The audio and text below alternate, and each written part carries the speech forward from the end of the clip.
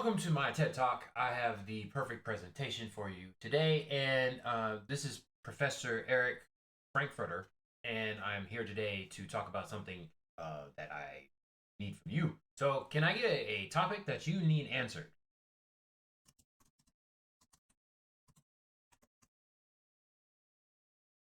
Yes, surviving being stuck in an elevator. Perfect. That's exactly what I have my presentation slides here for you today. So let me go ahead and bring those up, and we'll go ahead and get started with this TED Talk. Of course, I'd like to say that this TED Talk is sponsored by Google and Apple.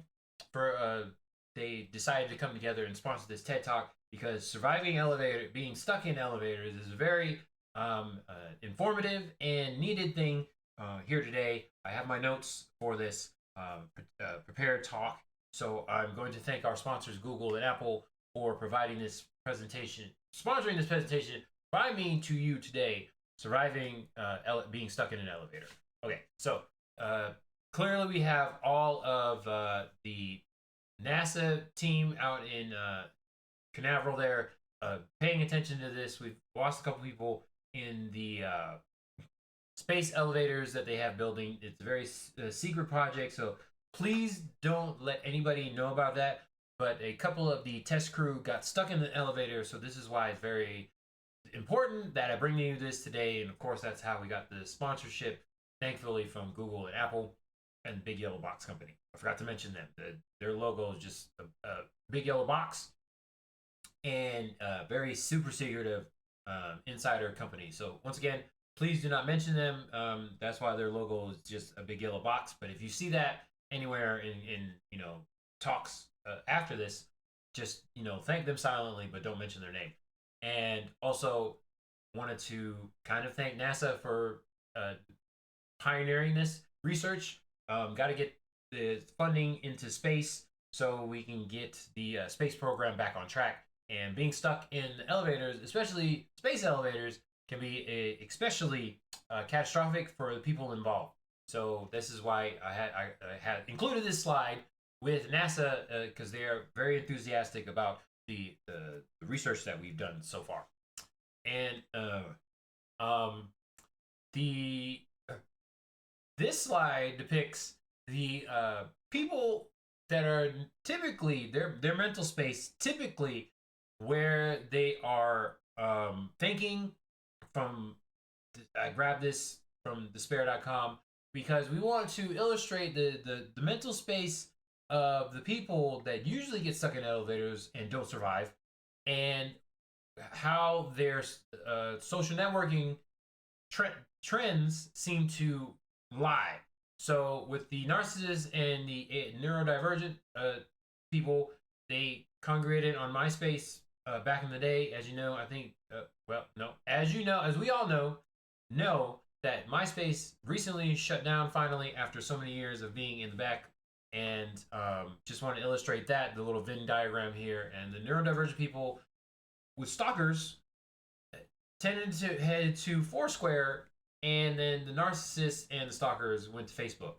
And then all the three of those together go to Twitter, which we now know as X. So obviously you can see this chart is a little bit older, but I just checked 2 days ago, and the names need to be changed and updated from like Twitter to X, and then MySpace get taken out of there. But the research is still on point. This is why I don't have a fresh slide, but names need to change, data pretty accurate. So put this on here. We have narcissism, specifically ADHD, neurodivergence, and stalkers are the ones we see a high chance of being stuck in an elevator and not surviving. So I wanted to make this talk and give you a little background because we want those numbers to go up. So we just got to keep those people, especially out of the space elevators and the testing crew. And I wanted to take this picture because I just talked to President Obama, obviously when he was out of office, still looking pretty fresh here. He was very excited when I talked to him. And unfortunately, I didn't get the picture with me and him in there, but this is right after I talked to him. He was excited about this, working with NASA and, of course, Apple and Google and the Yellow Box. But he had to take a call right away with the rest of his committee. So that's why he's looking at his phone right there, right after I took this picture. But he's very enthusiastic about this project. wanting to save those space people. They're not really in orbit people because they're in the elevator. You just go in orbit. You're not actually you're going into space, but not. Listen, I'm just talking about surviving the elevators. I wasn't in the engineering of the elevator, the space elevator, but he was excited more about that part. That's the only reason why I bring it up, the space elevators. I'm covering elevators in general with a speciality in the space elevators because NASA's involved. I gotta appease the sciencemen there. Yeah, that's what my notes say. Yeah, so gotta focus on that a little bit. They're providing most of the funding, but this TED talk that I'm giving right now, surviving elevators, could technically be for everybody. So everybody should pay attention. Information definitely coming up soon, but we first had to test with mostly animals and a very adventurous infant. Um, so this is perfect that I included this in here because a cardboard box is similar to the space, especially relative to the size of the animal uh, or infant. That's almost like being trapped in an elevator. So we took the infant and the animal's reaction to being placed in the cardboard box, and we projected that to our findings of being trapped in an elevator to see what they would do. Of course, the infant didn't quite have the mental capacity there, so they say animals like dogs and cats have about the same intelligence level as a 2-year-old. We went a little bit younger with the infant there, and it kind of just pondered its tongue. This was obviously a scaredy cat because it had the sensory overload, and the dog was a scaredy dog because it just kind of accepted its fate once it was in total darkness inside the box. Didn't really look around or anything, just kind of gave up. Hamster, of course, we probably shouldn't have put that one in the box because it just ate everything. And lizard was a lizard, and the bird we had was not obviously not a nocturnal bird, so it thought it was nighttime and just kind of went to sleep. We probably should get more animals closely related to probably humans. So next time we gotta get some apes and monkeys in that box, so then we can project it correctly. And I think we're done with infants because it just didn't work out with the infant. So next time we go through testing, we're gonna do a little better with our baseline testing biological animals. We'll stick with animals from now on. And we have President Roosevelt here back in the day with the card catalogs, and he was an advocate of elevators way back when. I believe it was Dr. Edward Duncan that came up with the elevators in the first place in England. And as we can see, President Roosevelt, before he became a president, was working in the library, and he saw the elevator in a manual and was like, hey, we need those here in America. Because we know everything starts in England before it comes here, except for the internet. I digress. But with elevators, definitely started over there in England, and then they're here now. So he was an advocate back in the day. I just wanted to put that in there. He was very happy in this photo as he was working as a librarian. But to thank him for his contribution to the creation of or widespreading of elevators here in America. That's why he's in there. And I just want to remind everybody, when they're getting on an elevator, sometimes you are here as wax on a candlestick, but when you go into the elevator, you're getting better, and then once you get off the elevator, change is complete. So you might start low on the candlestick, you might even be dripping off the candlestick, but eventually, once you survive that elevator, you are a changed person. So I want to illustrate that. Everybody starts dripping off the candlestick, but eventually you make it to your final destination. Yeah, that's exactly it right there. Okay, and here we have a chart of elevator usage in America.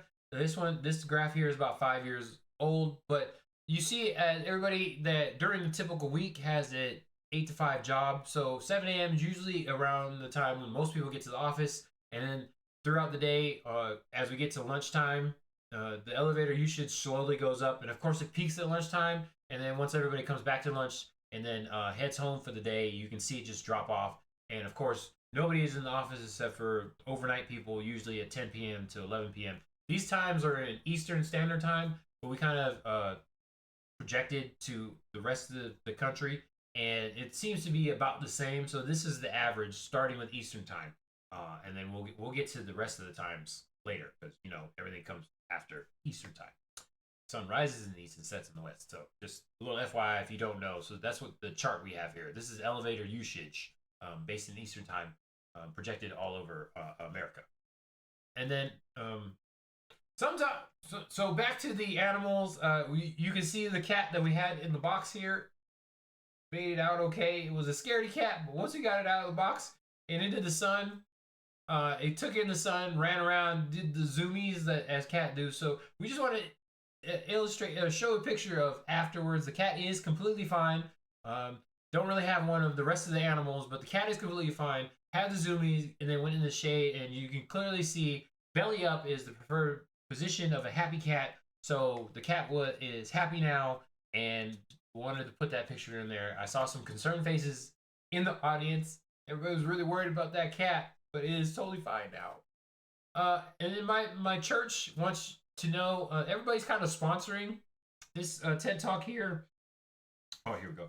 My church wanted everybody to know that there are some questions that can be answered by Google.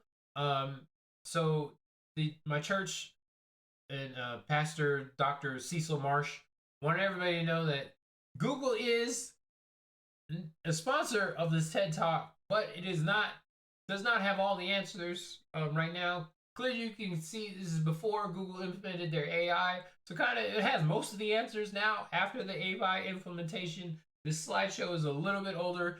Like I said, most of the information is still current. I checked 2 days ago. But yeah, my pastor, Dr. Marsh, just wanted everybody to know that at that time. I did not check with Dr. Marsh to see if he had used the AI function in Google to see if the answers are mostly more correct now than they were before. But everything else in this slide is pretty much current, even though the slides, all the information in the slide is pretty much current, but the slides are a little bit older. That's it. Thank you, Dr. Marsh.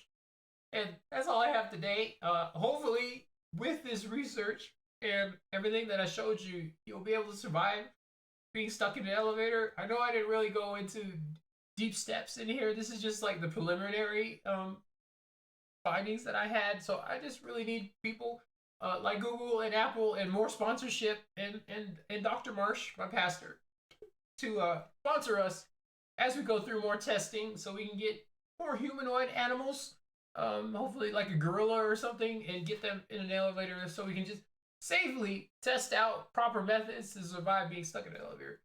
Thank you. I am Dr. Frankfurter, Professor Extraordinaire. That is my TED Talk for the day. Peace.